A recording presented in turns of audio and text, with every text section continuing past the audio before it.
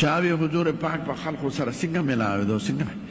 نبی کریم زمونږ چې څومره لوی عزتمند دی نو دومره پکې تواضع او عاجزي وه خوش طبیعت او ټولو صحابه کرامو سره وړو لویو سره نارینه او زنانو سره به په محبت او په عاجزۍ ملاوي ده یو سړی راغی د هغوی مجلس ته باندې سیو نو چې هغوی ولیدل دا خو ډېره ښکلې چهره وه ښکلې ستڼې او ږیره مبارکه لیدو سره په ده هیبت راغی نبی کریم ورته ویل کښېنه هیبت مه کوه زه د فلانکۍ ښځې زوی یم چې هغې به ساک خوړه د عاجزې زوی زوی یم ما نه مه یارېږه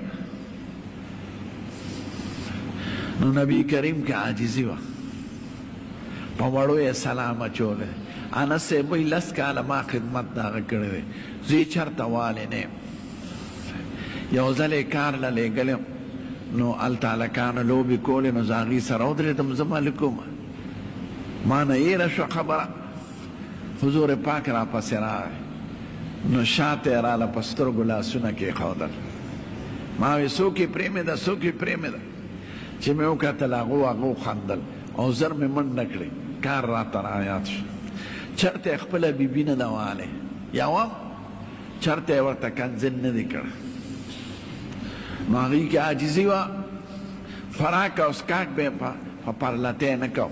داسې به ناست و لکه قاعده کې چې سړی ناست یا یو خپه به یې ماته یو به خپه به یې ولاړه وه وایي زه داسې خوراک کوم لکه بنده چې د